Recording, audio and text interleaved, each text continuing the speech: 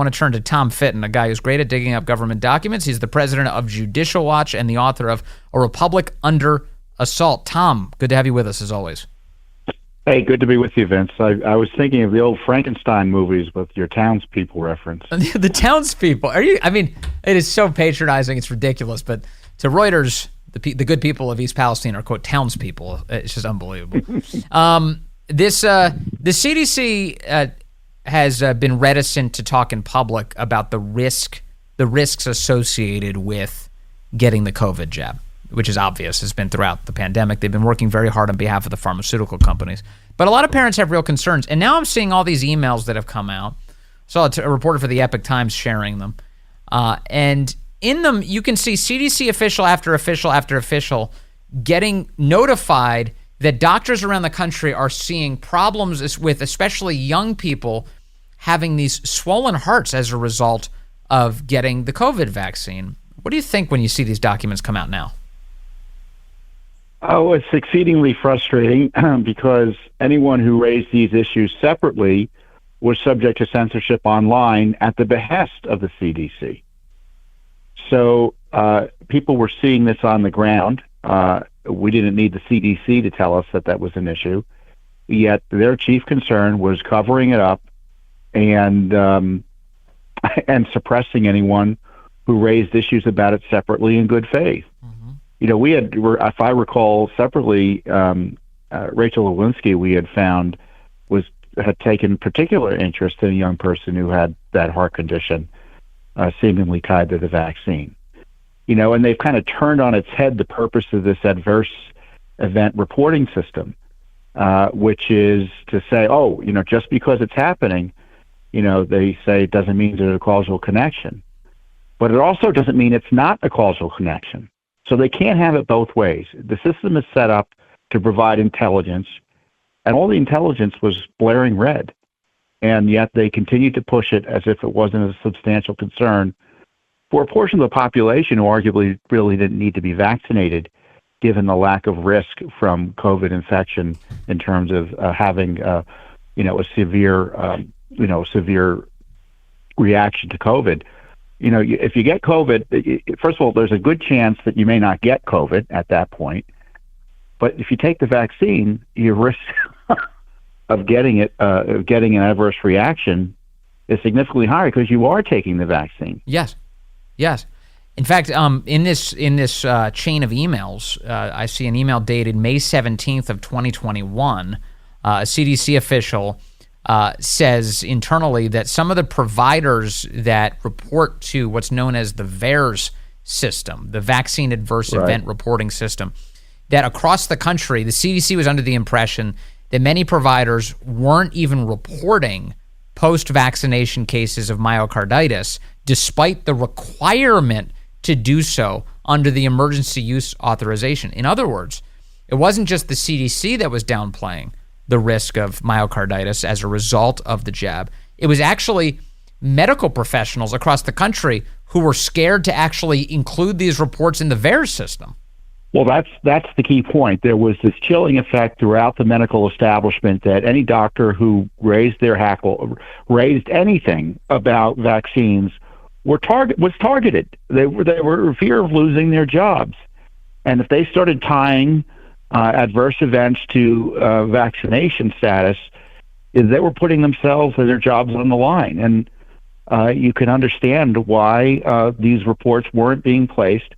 And to educate your listeners, patients can also place reports. And the government encourages you to make any adverse event that you think may be tied to the vaccine. And you can't go in there and lie. That's a crime. Right. But if you think you've been harmed by the vaccine or you had a nasty reaction or an adverse event of any kind, I encourage you to report it because they don't want you to report it, first of all. And secondly, though, it's there for you, the American people, and it provides information, which is something they don't want you to have. I mean, we had some documents come out last week or earlier this week where our folks in the U.S. public health establishment, the central advisory body for COVID, about advising the government whether to approve it or how to handle it, was communicating in December 2020 with their counterparts in the United Kingdom about anaphylactoid reactions, and those are serious allergic reactions, not just your typical, I've got itchy hands or something. Yes. And they talk about, sharing information, but both of them were concerned about this mutual confidentiality agreement in the discussion. So what is this? We've got a secret document about vaccine injury potentials. This is something that is incredibly disturbing. And then there's more information about the issue of pregnancy in the vaccine. And you talk, and there, we have a meeting with presumably Rochelle Walensky, about if we should say anything or wait till we have more definitive information. I will let you know where we land. I'm not sure if there's a right answer. So this is related to the issue of COVID-19 vaccines during pregnancy. Yes. I tell you, I hate to say this, but you can't rely on our public health officials to give you the truth, or to all the information you need in order to judge whether to take the vaccine. You really should be consulting. Do your own research and consult with your own individual doctors. Don't rely on these federal government bureaucrats. Everything you're explaining is such a corruption of our founders' vision of what our relationship to our government is supposed to be. That we're supposed to be men and women in a free country where we call the shots with our government. The government is forthcoming with us because we allow them to have power, limited power, and yet this is just the complete opposite. The relationship has been completely paternal. It's secretive and deceptive. They hid things. They advanced interests that weren't ours. And what the rest of us are left picking up the pieces, Tom Fitton. That's right. And I forget which details they were hiding from us.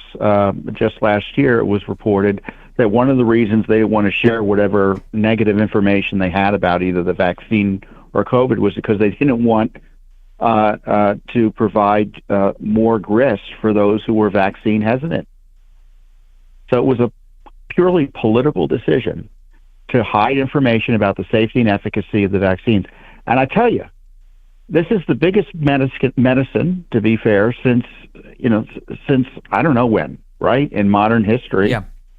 And why is it Judicial Watch that's suing to get basic safety and efficacy information? Where's Congress? Why hasn't this been voluntarily released 2 years ago? Yes. They're still hiding the information. Yeah. Even to this day, it is considered very taboo among medical professionals to even ask questions about this. And there are a few brave souls that have done it, very smart, well-credentialed people, many of whom we've talked to here, who are willing to stick their necks out, but not without severe professional condemnation from the people around them. It's amazing. It's almost like people are being treated as apostates, as non-believers, rather than as scientists. It's the scientific process, as you and I know, neither of us scientists, but knowing what it's supposed to look like is one where you get things wrong and eventually you can work towards getting things right, but it is a constantly evolving process, and you're supposed to be open-minded. Instead, what we've got is closed-minded zealotry that is destroying our faith in our institutions. Why don't you think the people in East Palestine trust government officials when they make scientific declarations right now? I don't know. Check out the last 3 years. No, I mean, even the football player doesn't want to talk about what happened to him on the field. Damar Hamlin, yeah. Yeah. And I tell you, it's not just whether or not you take the vaccine, but if there are adverse events, it's important that we know about them because it means that your treatment can be better. So people are still being put at risk as a result of the hesitancy and dishonesty of our medical establishment and mainly our government to be forthright about the vaccine safety and efficacy. And if you don't know what the risks are, you don't have informed consent, and certainly if you're pretending these adverse events aren't as directly tied as they are, it certainly harms the medical treatment you may be seeking or impair it in response to any actual adverse events that arise. Yeah, I mean, the dishonesty itself is destructive.